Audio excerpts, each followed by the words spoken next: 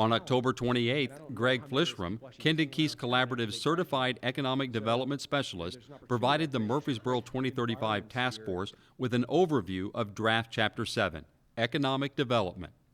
But this is really about how the city grows jobs, grows tax base, attracts companies, assists in the formation of new businesses, all with the idea of expanding local wealth. There are strategies that can be employed to make the city even more robust and attractive than it is now.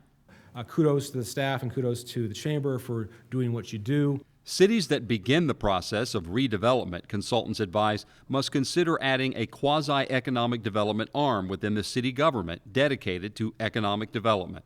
You need to think about it as a civic enterprise, and it's really the business unit of the city.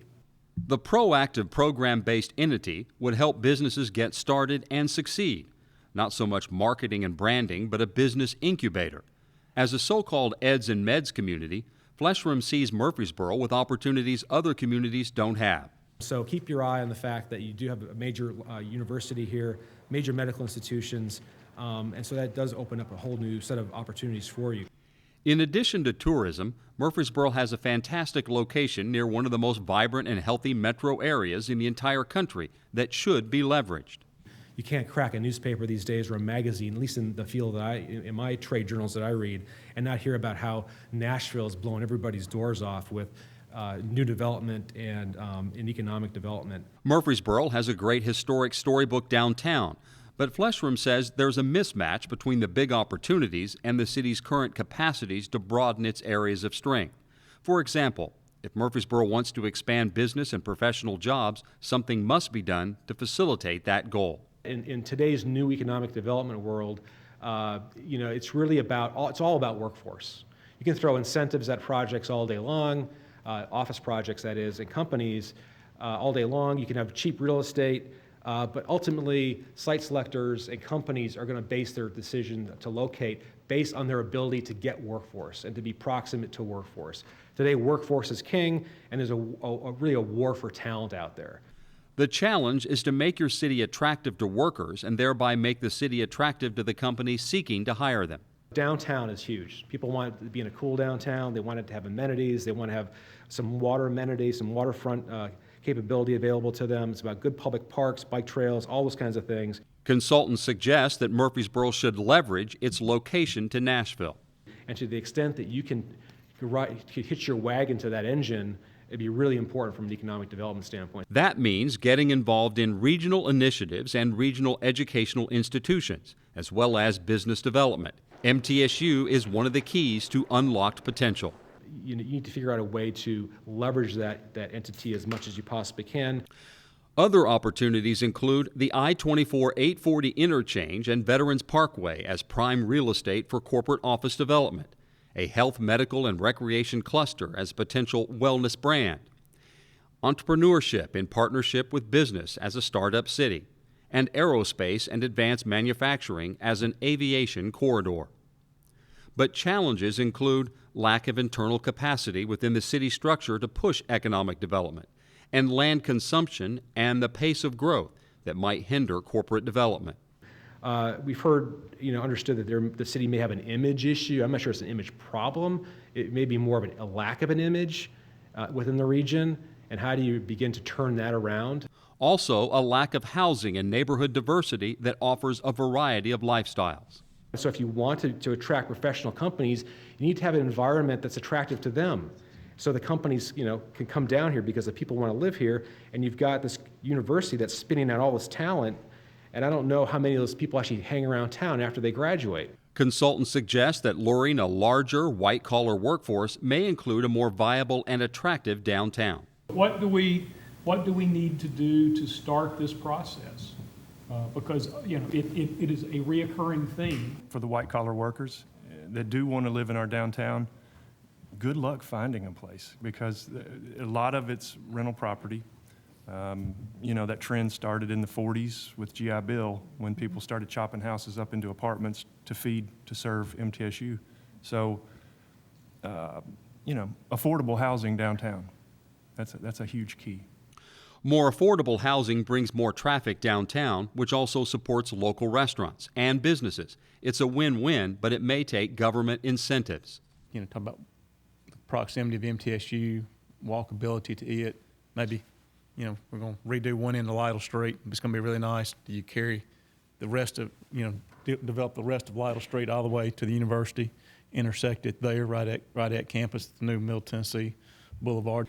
We have also recognized the need for a boutique hotel because most of our hotels are easily accessible to the interstate, but we need one here in the immediate area. If you get a Class A corporate office building, corporation move here, the first place they're going to look is downtown, and we need to be prepared and ready for that. To do redevelopment, where you're dealing with multiple property owners, some of whom may want to, participate in the project, others who may not, typically requires something outside of city government, like our economic development or redevelopment authority or corporation that can kind of put these deals together. It begins, consultants advise, with a good plan for downtown that gives developers confidence to invest. Perhaps tax increment financing or TIF districts that help secure property deals. The so-called classic downtown is considered the vibrant center of the city. Evidence shows people want history and character like what already exists on the square, so consultants suggest it should be the starting point. It just happens that the downtown is where the city started, so all roads lead to downtown. There's a good network of roads around downtown.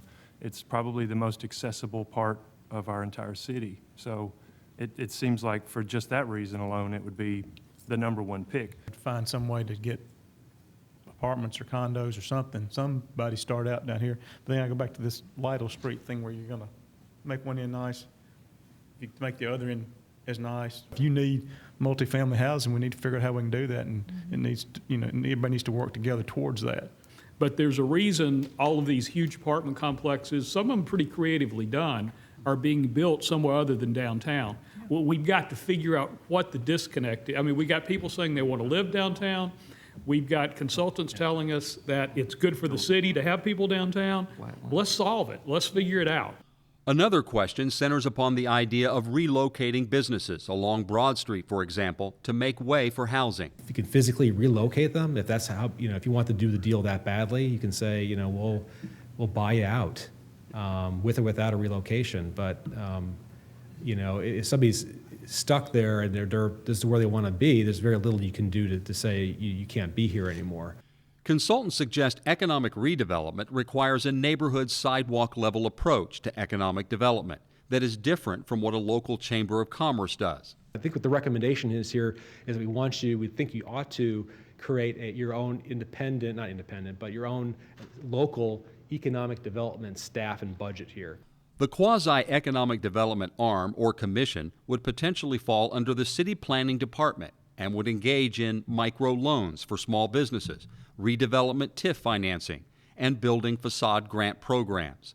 There is also a need for a business incubator or accelerator in partnership with MTSU. MTSU does have that small business development center in the chamber, but I think having an actual incubator, which goes to that next step, and then we can attract venture capital firms and that sort of thing, really to start funding and help grow sizable companies. I think that would be the next logical step. Your own city, Chattanooga, is doing an urban innovation zone. So a lot of these things are starting to go urban more, where the innovation space is interwoven with kind of the existing fabric and a series of repurposed buildings with a lot of hodgepodgey stuff around it, housing. That would be a more urban model than the suburban model developed near the I-24 interchange. Opportunity exists in the music and recording arts industry that some say is being priced out of Nashville real estate. Investing in downtown, I think, is your biggest corporate office professional development opportunity, employ, and strategy. I can see a lot of this stuff in some of the areas around the periphery of downtown. It could take more of a mixed-use urban tech innovation zone. This is how it could look, we feel with an exposed creek. A Murfreesboro Bottoms area redevelopment could also introduce a Haymarket or Arts District. We think the Bottoms is really kind of prime for this. You're university town. You can have this kind of stuff here. May Day Brewery, this is kind of what we're talking about. More of that. I mean, there's an opportunity for that down there. A crafts market or art district atmosphere is the type of magic Murfreesboro may need to create a more vibrant downtown. TIF district financing is one tool to help finance redevelopment. The major point of all these ideas, consultants say, is the need for planning, rezoning, and even assembling land and infrastructure for future redevelopment. Perhaps more important, a specific entity to help make it all happen. All the more reason the City of Murfreesboro is engaged in a comprehensive plan for the next 20 years. Mike Browning, City TV.